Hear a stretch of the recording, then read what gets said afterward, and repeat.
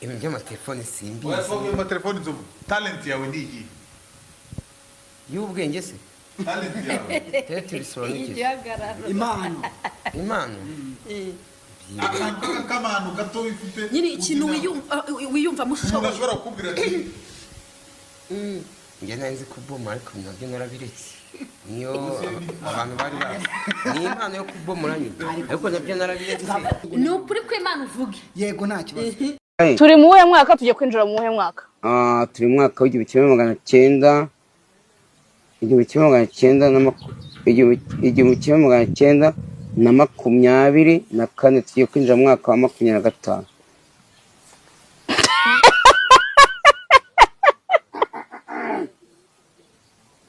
Ngewe Yesu ndi kugenda mubona mu byo ndi Yesu wamubonye Yesu wamubonye. Haleluya. Jesus, j'ai vu Salut Marie Dodi. Kanyobyo bambari. Cyaro, ariko utangiye kwigira kamugi. Tugiye kugore. Do. Arure kibarebare kabisa. Barya boka ry'umuriro. Aba ni abantu bazabaho koko. Sinababwiye ngo nzovu rwaye sida. Narenze ibirayi bibiri. Ndi hano. Sinababwiye ngo nzovu rwaye sida. Ngibi biraje nurenze ibisate bibiri. Ndamenya ko uri muzima. Mungu siyezi yongera nawe ejo umwebwe muri abantu bo gushaka kugusha umuntu mu cyaha. Nge uri kunuka cyane. Ninjye uri kugira gutyo. Toka. Cyane uri wayurereye akanjye uri kunukira kabisa. Kunuka problème. Kunuka usharati. Uri kunuka ibintu by'ubusambanyi bindi comprendre. Uri kunuka nk'ibintu bimwe bivanze n'inzoga. Warahe.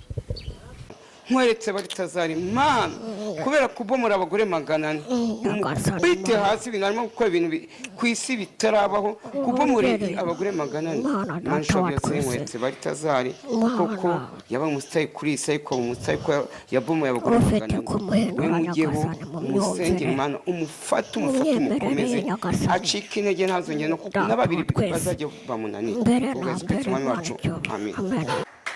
Yo mana gusengera kumenya Nina yitabura guseruka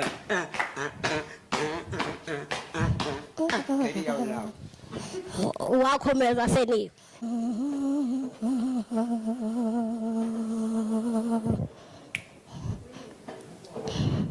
Ame wanjye Yesu mukiza Yewe ndo kwisabira imbaraga Omerere n'ubutware bwawe Kumururu urugendo natangiye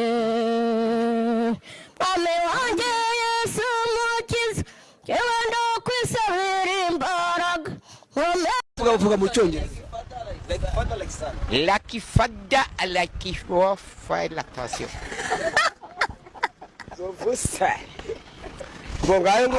Nzovu subiza byibura urumva ari iki kibura kugira ngo wuzuze ingamba zawe z'umwaka.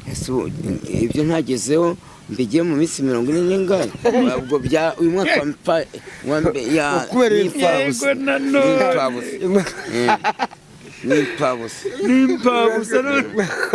Nimpabusa abo tuye tuvugisha ukuri cyo kora umwaka utanze afite ingamba zikakaye kuko umwaka utanze aguramo imodoka cya gitogotogo.